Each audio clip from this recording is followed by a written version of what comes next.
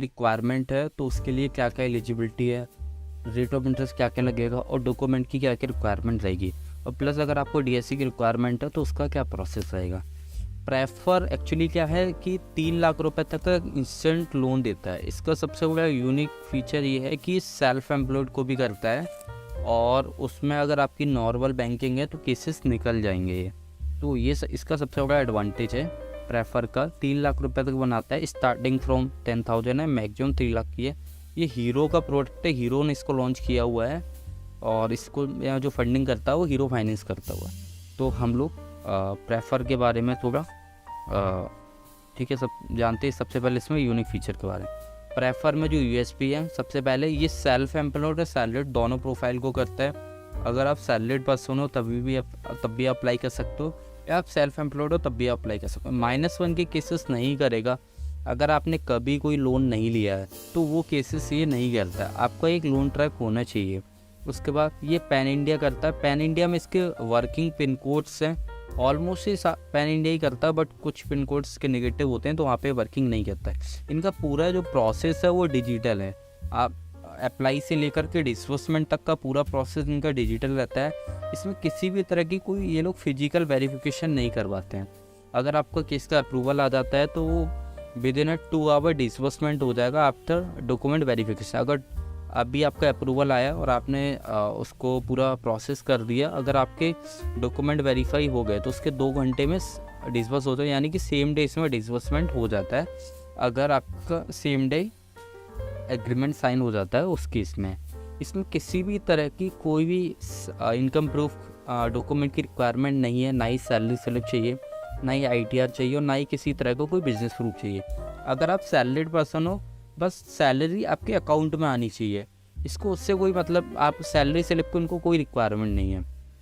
अगर आप business person हो तो ना तो इसको ITR चाहिए और ना ही इनको बिजनेस प्रूफ चाहिए।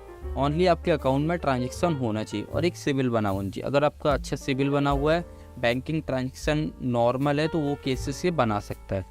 ठीक है, इसके बाद हम लोग बात करेंगे कि क्या क्या एलिजिबिलिटी रहती है। तो एलिजिबिलिटी में इनको मिनिमम जो सैलरी की रिक्वायर्ड रहती है वो 18,000 मिनिमम सैलरी होनी चाहिए।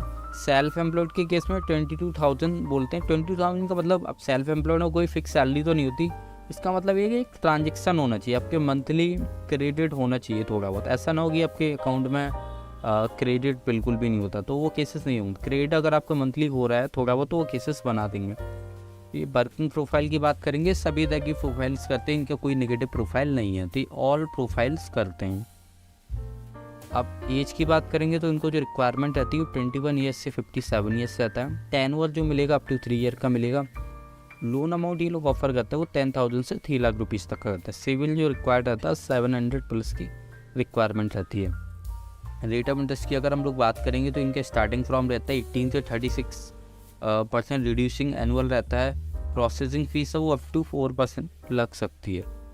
इसके बाद हम लोग अगर चार्जेस की बात करेंगे तो इन फॉरक्लोजर चार्जेस, अगर आपको लोन करवाना है तो अगर आपने इनसे लोन लिया हुआ है 3 EMI पे करने के बाद जो भी आउटस्टैंडिंग अमाउंट है उसको आप फॉरक्लोज कर सकते हो, बट उसमें आपको 4% ऑफ द आउटस्टैंडिंग जो भी प्रिंसिपल अमाउंट होगा उसके चार्जेस पे करने होंगे।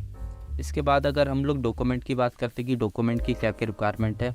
डॉक्यूमेंट में पैन कार्ड होना चाहिए, आधार कार्ड होना चाहिए, फ़ोटो चाहिए, एड्रेस प्रूफ, इनको एक एड्रेस प्रूफ चाहिए विद हाउस नंबर।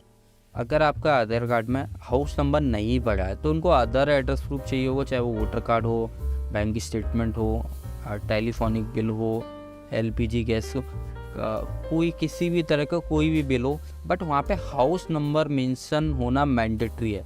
बिना हाउस नंबर के उस एड्रेस प्रूफ को एक्सेप्टेड नहीं करेंगे। तो इस चीज़ का आप ध्यान रखिएगा कि आपका जो भी एड्रेस प्रूफ है वहाँ पे हाउस नंबर होना मैंडेटरी। अगर आपके आधार कार्ड में नहीं है कोई बात नहीं, अदर एड्रेस प्रूफ में है लाइक वोटर कार्ड या फिर किसी में, तो वो इसको एक्सेप्टेड कर लेंगे।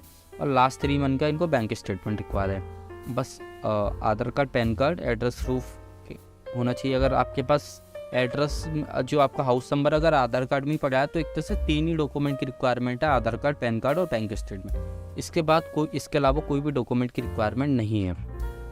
आप कैसे अप्लाई कर सकते हो प्रेफर में लोन के लिए, तो आप हमारी टीम से कांटेक्ट कर सकते हो, ठीक है। हम लोग आपके बिहाफ पे फाइल को प्रोसेस करवा सकते हैं। सेकंड, आप प्रेफर की वेबसाइट पे जाके भी अप्लाई कर सकते हो। और अगर आपको प्रेफर के डीएससी की रिक्वायरमेंट है तो आप कांटेक्ट कर सकते हो, ठीक है। डिस्क्रिप्शन में लिंक दिया हुआ है, वहाँ से आप कांटेक्ट कर सकते हो। बाकी अगर आपको कोई क्वेश्चन वगैरह डाउट है तो आप कमेंट कर सकते हो। मिलते हैं हम लोग नेक्स्ट वीडियो में।